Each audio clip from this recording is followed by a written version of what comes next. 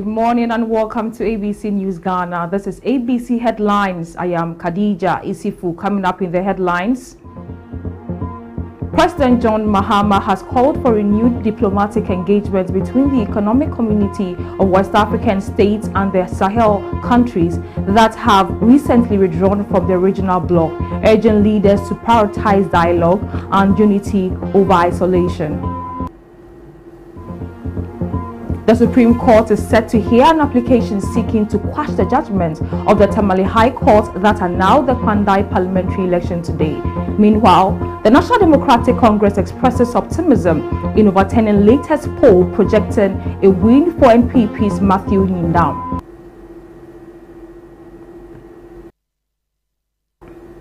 We have these and many more coming up shortly. Do stay tuned.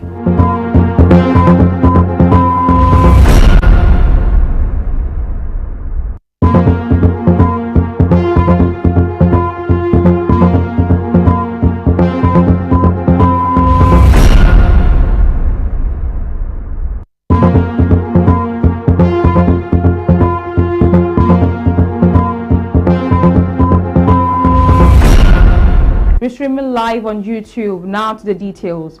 The Asantehene Otumfuo II is expected to submit a detailed report on the Boku peace mediation to present to President Mahama today, December 16, as part of the ongoing effort to secure lasting stability in the area. Otumfuo was appointed earlier in 2025 by President Mahama to spearhead mediation aimed at resolving the long-running chieftaincy conflict that has plagued the Boku municipality for decades.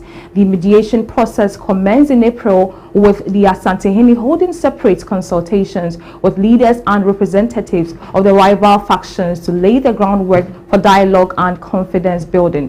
Although the talks experienced a brief pause, they resumed in May 2025 and have since helped to ease tensions, contributing to a period of relative calm in the previously volatile area.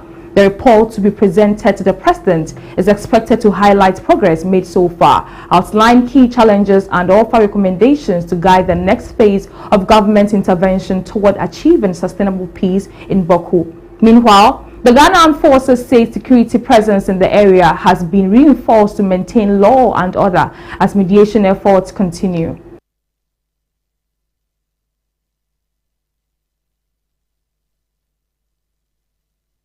Away from that, the Supreme Court is set to hear an application on Tuesday, December 16, seeking to quash the judgment of Tamale High Court that announced the Kwandai parliamentary election. The application was filed by the embattled Member of Parliament for Kwandai, Matthew Nyindam, who is challenging the High Court's decision to nullify the December 7, 2024 parliamentary election result. Mr. Nyindam contends that the High Court erred in assuming jurisdiction over the election petition filed by the National Democratic Congress candidate Daniel Nsala Wapal. In its application, Mr. Nyindam is seeking a judicial review to quash the High Court's judgment, along with all processes and proceedings arising from what he describes as an invalid petition. Following the High Court ruling, the New Patriotic Party promptly applied for a stay of execution to prevent the NDC and the Electoral Commission from acting on the annulment decision,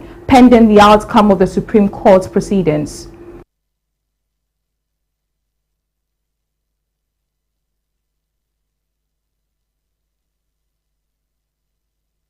The National Democratic Congress has expressed confidence in its prospects ahead of the December 30, 2025 parliamentary rerun in Kwandai, citing lessons learned from past elections in constituencies such as Ablekuma North and Dakwetia. Speaking on ABC Midday on Monday, December 15, Deputy Director of Elections and IT for the NDC, Tanko Rashid Computer, said the party has implemented proactive measures to ensure a fair and transparent election process. He urged all stakeholders, including the Electoral Commission, to draw lessons from previous reruns to guarantee smooth polling that adheres to constitutional guidelines. Very well. We've taken notice of the polls. I mean, Musa Dankwa is an astute pollster. We respect his work. Is somebody that we can vouch for when it comes to matters of this nature. I mean, it's welcome. I mean, we have taken it on board. We are going to work closely. Don't forget the election is 30th. I mean, so we still have some days for us to close up the gap. I mean, it's the same thing happened in Akotia. I mean, you saw it. I mean, we were the underdogs. We came in lately, and then we overturned the whole thing and won the Akotia. I can assure you, with what we are doing currently in Pandaya, your guess is as good as mine. We are going to win. The NDC is going to win massively in the constituency. We will turn the tide. We are getting on there. And initially, they didn't give us any dog chance at all. They were saying they have some phantom 3,000 votes difference, and that they are going to beat the NDC and all that. The people voted. Now you've seen very slim, very slim. We are narrowing it up. Don't forget, because he's been in Parliament for some few months down the lane, it has endured him for this kind of thing that they're talking. But I'm telling you, by 25th, 26th, you will see different story. I can assure you. Director of Elections and IT of the National Democratic Congress, Rashid Tanko Computer, has clarified that death of a party branch executive in Pandai did not occur at the venue of an NDC meeting held in the constituency. Speaking in an interview on ABC Midday, Mr. Tanko explained that the party had earlier held a meeting with all its branch executives in Pandai, describing the engagement as peaceful and productive. According to him, representatives from all 152 branches in the constituency were present at the meeting, where party leaders outlined strategies and discussed plans ahead of upcoming political activities. Well, the person didn't die at the place where we had the meeting. We held a meeting with all our branch executives, the 152 branches. They were all well in Pandai. We had a very fruitful discussions with them, and giving them our strategy, what we intend doing and all that. I mean, it was very fruitful. They left. About 2 hours later, that the unfortunate incident happened.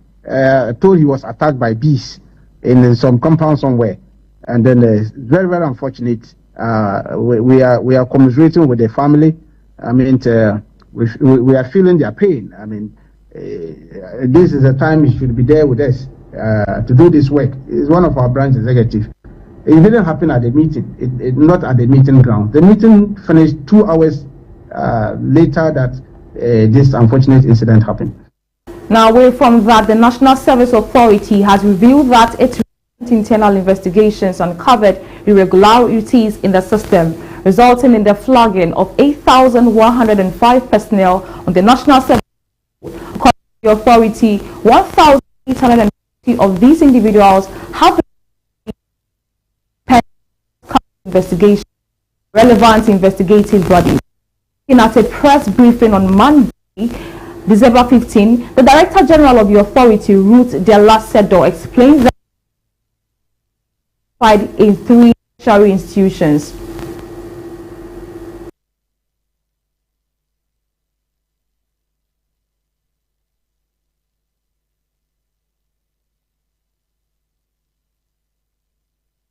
And so when you realize that some schools are complicit in this whole thing, and I must emphasize that it is a whole huge cartel. Due to the outcome of our very detailed, thorough, and comprehensive investigation, we made shocking discoveries that resulted in the flagging of 8,105 individuals in the system. Let me repeat.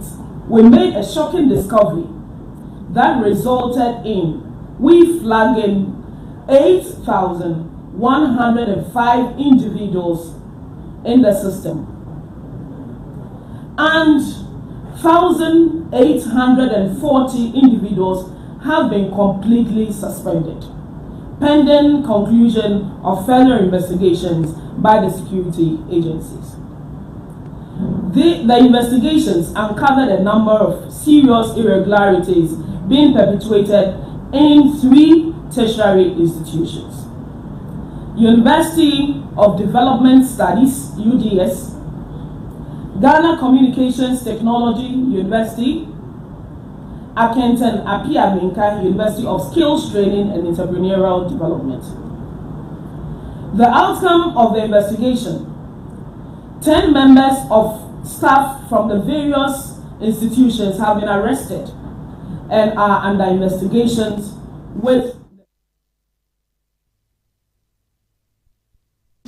Anima has Nigeria as a symbol of deep historical cultural between two countries. He made the remarks after being installed at Ray Yeto Ojia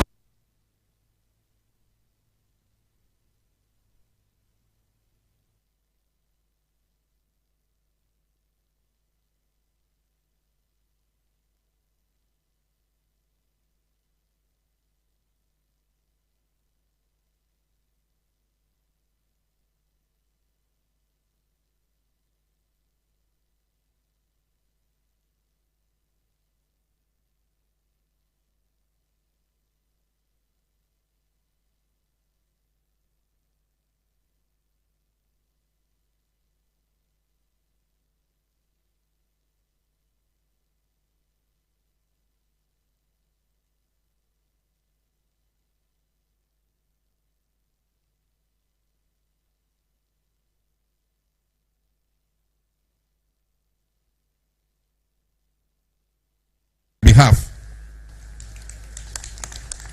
I know that there's a historic bond between the people of Ghana and the people of Nigeria. When Nigeria prospers, Ghana prospers. When Ghana prospers, Nigeria prospers. God brought two of us together. We are like twins of the same mother, except when we are playing football and then when we are cooking jollof. But I want to say this chieftaincy title, I receive it on behalf of all the people of Ghana.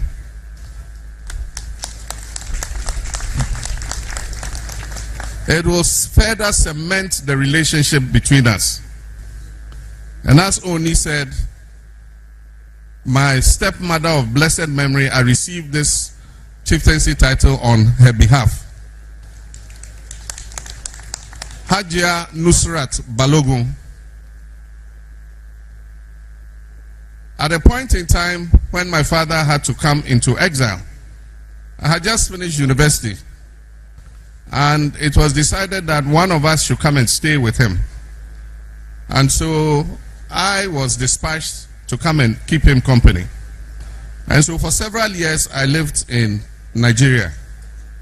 I was in Lagos, I was in Offa, and I was even in Kano with our late brother Sharaf Balogun. May he rest in peace. And I was received very warmly, like family. You couldn't tell that I was not originally born here. Almost everybody in Offa knew me. I used to go to different relatives' houses, and wherever I go and food is ready, I'll sit and I'll eat amala or eba and egusi. And so I believe that that created the bond that I share with the country of Nigeria. I have an empathy with this country, and I believe that as long as I'm president, I'm going to continue to work to bring our two people even closer together. Indeed, historically, we are the same people, because as the ONI know that there's a historic bond between the people of Ghana and the people of Nigeria. When Nigeria prospers, Ghana prospers. When Ghana prospers, Nigeria prospers. God brought two of us together. We are like twins of the same mother, except when we are playing football and then when we are cooking jollof. But I want to say this chieftaincy title,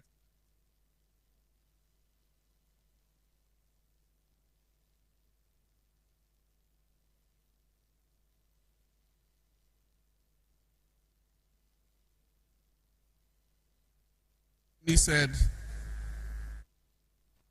of blessed memory, I received this chieftaincy title on her behalf. Hajia Nusrat Balogun. Meanwhile, President John Dramani Mahama has called for renewed diplomatic engagement between the economic community of West African states and the Sahel countries that have recently withdrawn from the regional bloc, urging leaders to prioritize dialogue and unity over isolation. Speaking in Ife State, Nigeria, on Monday, 15 December, President Mahama said the West African sub-region is facing significant security and political challenges, particularly in the Sahel, and stressed that these developments should not weaken the collective resolve of ECOWAS. In the Sahel, 3 of our members have decided to break away and form the AES. I believe that it shouldn't deter us because God put us in this sub-region together for a purpose. And so I believe that instead of ostracizing them, we must work to continue to build a bridge between ECOWAS and our brothers in the Sahel. Because our destinies are tied together. In Ghana, they say if there's fire burning in your neighbor's house, take water and go and help him to quench the fire. Because when he finishes burning his house, it will spread into your house. And so we must continue to build bridges with our brothers in the AES countries and continue to encourage them to come back into the fold. I want to thank President Tinubu for the friendship that we share. I've known President Tinubu for many years. He's been like an elder brother to me.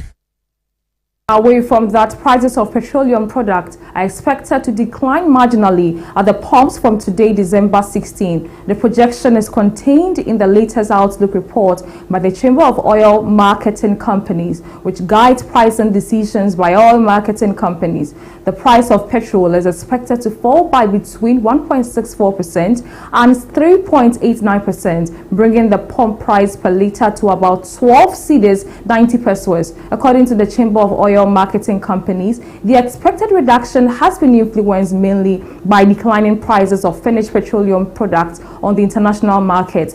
The report noted that despite a marginal increase in crude oil prices, major petroleum products recorded price declines due to global oversupply. Petrol prices fell by 6.5%, diesel dropped significantly by 11.67%, while LPG eased by 0.22%. The cedi, however, depreciated marginally from 11 cedis 14 pesos to 11 cedis 43 pesos over the period. The Chamber explained that the price drop also aligns with the seasonal festive expectations and demand pressures. It added that limited foreign exchange support restrained further appreciation of the Ghana cedi during the period. Diesel is projected to decline by as much as 4.59%, which should see a litre selling at around 13 cedis 20 pesos. Liquefied petroleum gas is also expected to drop up to 2.16%, resulting in a kilogram selling at approximately 14 cedis.